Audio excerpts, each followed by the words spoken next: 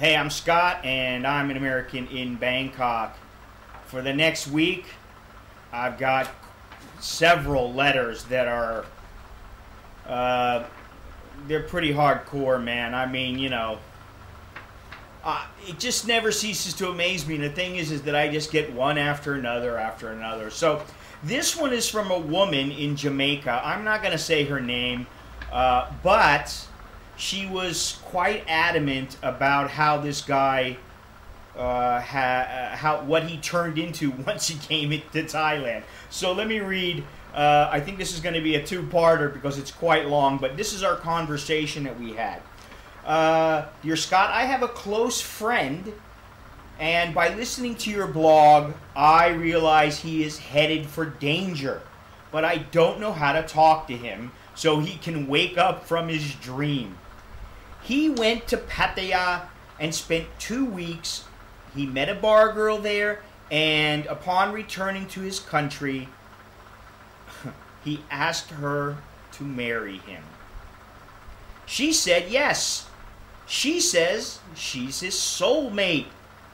He is sending her money every month, and she promised she won't be seeing any other guys because she changed her job. He had a relationship in his country, and he threw it away for this Thai woman. I spoke to him, and he is now saying he won't be paying anybody to get married. I think it's called a dowry. What can I say to him to wake him up and let him think this is reality? He will be going back to Thailand in about 6 months. I got to know someone who is a foreigner, a male staff member that lives there, and he told him that he is getting a real good girl for his wife. We have been friends, and I wouldn't want to see him hurt. I don't understand that last part, but I wouldn't want to see him get hurt because he is nearly 20 years older than her. I know you're not a counselor. Sometimes I think I am, but contrary to what some believe, I am not the Dr. Phil of Thailand, and I am certainly not Dr. Ruth. How do I speak to my friend on getting him to not make the same mistake that other guys make? He just started. Maybe he can still be saved. And I'm just going to read what I wrote back because I felt that this was urgent enough that I needed to write her back fairly quickly, and I did. It's been a little while since she wrote me, but and this conversation went on over a couple of weeks. I wouldn't try to change his thinking because no matter what you say, he doesn't want to wake up. He's in La La Land. He's full of love and lust and ideas of what his perfect woman is and how she's 20 years younger. And what I would do is simply plant thoughts in his head to make him think for himself. A dowry isn't always necessary nowadays. It's not. And it's good he says he won't pay one because, first of all, if she's a bar girl, my guess is eventually she's going to say, hey, you got to cough up a dowry. But I don't know. She didn't say anything about that. But my next question was, why not get a girl who is capable of taking good care of herself without being a prostitute? Maybe that's the kind of girl he should aspire to marry as opposed to somebody in a bar. And ask him how many times his new girl has promised anyone, including himself, that she wouldn't go with any other men. And she's probably going to lie. But, the thing is that this is in Pattaya. And why pick a girl who's working in a bar, and it's a bar in the biggest brothel of the world, basically? I don't get it, okay?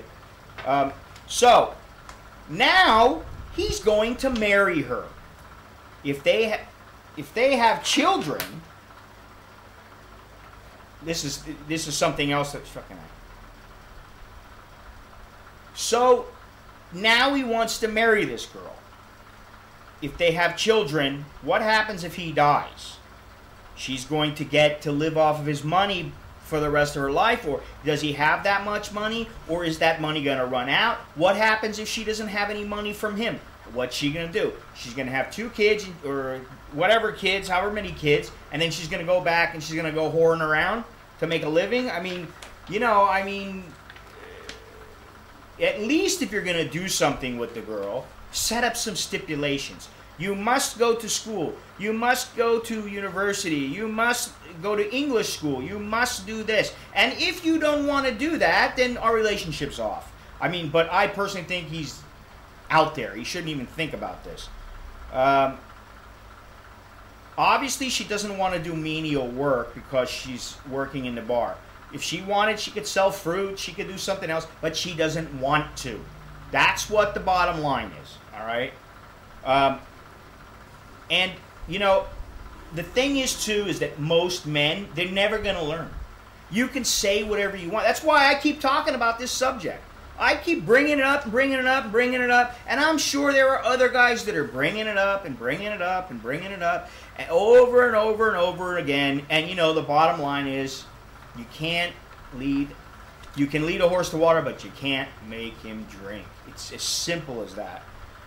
So then she writes back to me. I spoke to him on issues I have seen on television, and he says I should not paint everyone with the same brush. Well, no, but a prostitute's a prostitute.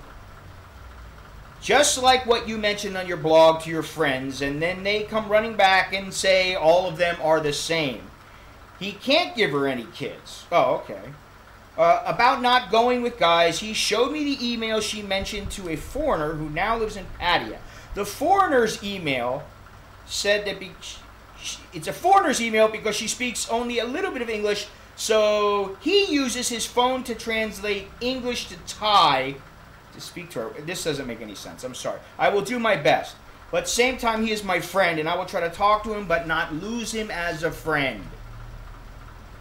From what he shows me through his emails, this friend sends the information that she is doing a normal 8 to 5 job cleaning, but he can only call her 6 to 7 p.m. Thailand time, no other time. Now, let's think about that. It's one thing, she's working, she's busy, okay, I understand that. But the fact that he can only call her at certain times, frankly, that's bullshit. Okay? If he calls her, she drops the call. Can I ask, do the owners of the bar do pimp work or do the girls work alone? Well, I'm going to end part 1 right here, but I am going to say one more thing. This guy should be able to call her anytime he wants. Let me tell you something. If a woman loves you, truly loves you, if you call her up at 3 in the morning, hey, she might be a little irritated, but she's going to go, what? What's wrong? What's up? She's not going to go, I got to hang the phone up. She's not going to just not answer. I mean, maybe she won't wake up, but I mean, at some point, you're going to be able to catch her at a time outside of the times that she wants you to call her. You call the shots. Hey, man, this is your life, too. I mean, this is not rocket science. It's not. Listen, I mean, I don't have a psychology degree, and I'm no rocket scientist. But looking from the outside, it's quite a bit easier to see things, and I see things quite clearly. If he wants to call her at 4:15 a.m., you know what? Listen, if I call my wife up, she's either not going to answer the phone.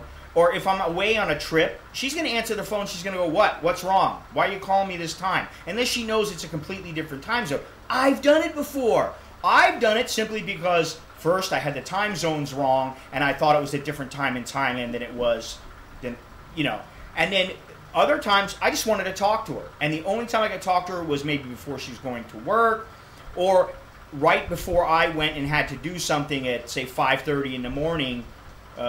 Maybe it was 5:30 in the morning in in Thailand, and I had to call because I wouldn't be able to call for another day or two or something like that. I've done that, and you know what? There was a woman who I knew who gave me some advice I've never forgotten. And it's very simple, but it's right to the point. If this woman loves you, 1,000 wild horses couldn't drag her away from you. So if this woman loves you, loves this guy, and he calls her, she's going to be happy. Excuse me. She's going to be happy to hear from him. She's going to be thrilled. That's the way it works. And if it doesn't work that way, which I don't think it's going to work, but, you know, rarely do I, then, you know, it's time to kick her to the curb. But anyway, there is a part 2 because there is an ending to this, and there is a little bit more kind of cool information. So until next time, I'm Scott. I'm an American in Thailand, in Bangkok. โชคดีและเจอกันใหม่